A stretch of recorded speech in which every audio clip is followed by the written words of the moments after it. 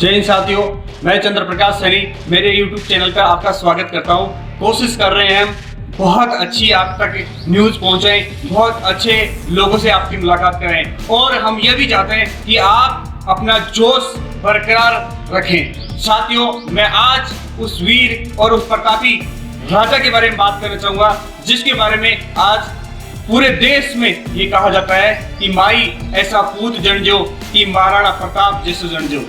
साथ ही कहावत है और हमारे राजस्थान में भी यही कहावत घर घर में प्रचलित है कि मेरा बच्चा हो तो महाराणा प्रताप की जैसे वीर हो, महाराणा प्रताप की जैसे पराक्रमी हो, तेजस्वी हो। साथियों, मैं महाराणा प्रताप के बारे में बताना चाहूंगा कि 9 मई 1540 में उनका जन्म हुआ मेवाड़ की धरती पर। और साथियों, उन्होंने ऐसा इतिहास लिख दिया जिसके बारे में अगर हम पढ़ते हैं तो हमारा रोम रोम जाग उठता है। सोचना पड़ेगा, विचार करना पड़ेगा। उस व्यक्ति ने उस समय अपने राष्ट्र के लिए, अपनी मातृभूमि के लिए हमेशा एक बुलंद आवाज के साथ खड़ा रहा और आज भी हमारे दिलों के बीच में वो ऐसे ही बुलंद आवाज के साथ खड़ा है। साथियों, शायद आपको पता होगा, जितना आपने पढ़ा होगा और भी आप उनको पढ़े, महाराणा प्रताप वो वीर, वो पराक्रमी योद्धा थे जिन्होंने अकबर की स्वाधीनता स्वीकार नहीं की, उनकी गुलामी स्वीकार नहीं की। अन्यथा उस समय राजस्थान के ही नहीं पूरे भारत के बहुत सारे राजपूत राजाओं ने उनकी गुलामी सहन कर ली। उसके बदले में वो अपनी मातृभूमि के लिए, अपने राष्ट्र के लिए, युद्ध के लिए तैयार रहे। लेकिन महाराणा प्रताप एक वीर थे, एक योद्धा थे, वो अपनी बुलंद आवाज पे डटे रहे। साथियों, वो इसी वजह से आज उनको इतिहास के अंदर एक वीर योद्धा के रूप में जाना जाता है। साथियों, महाराणा प्रताप ने एक ही बात कही कि मैं जब तक जिंदा रहूंगा तब तक स्वाभिमान से जीऊंगा, मातृभूमि के लिए जीऊंगा।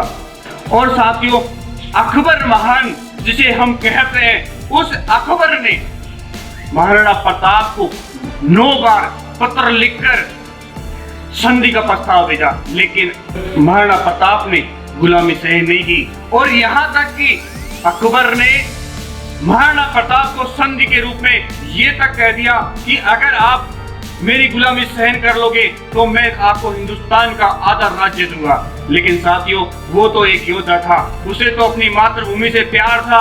वो डटा रहा अपने धैर्य के साथ और लड़ता रहा इस मातृभूमि के लिए।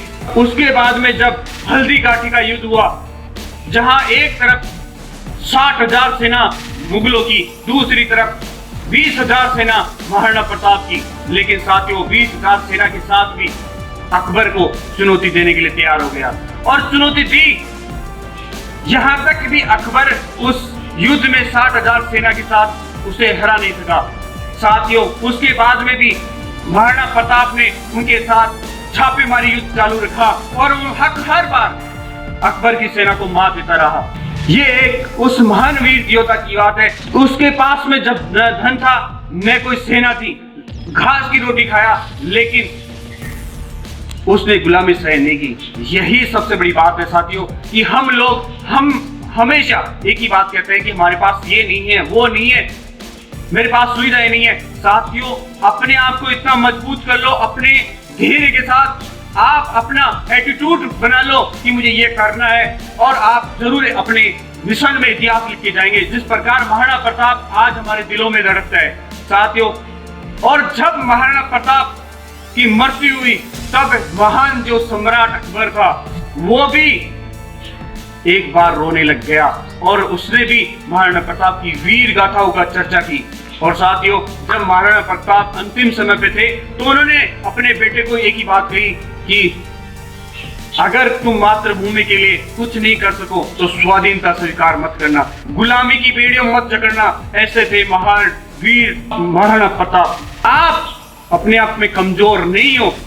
महाराणा प्रताप जिस समय घास की रोटियां खा रहे थे उस समय भी उन्होंने अपना धैर्य नहीं तोड़ा। आप अपने धैर्य के साथ खड़े रहिए। मुझे पूरा विश्वास है कि आप ऐसा एक इतिहास लिख कर जाएंगे जिसे दुनिया याद करेगी, वो इतिहास जिसे दुनिया पढ़ेगी। इसी के साथ साथियों, महाराणा प्रताप के बारे में आप बहुत कुछ पढ़ें और उनकी जीवनी से ऐसा शिक्षा लें कि आप कुछ कर सकें। इसी के साथ जय हिंद, जय भारत। और साथियों, हमारा YouTube चैनल आपके लिए बहुत अच्छी वीडियो लेके आ रहा है। आप इसको सब्सक्राइबर और शेयर करें। जय हिंद, जय भारत।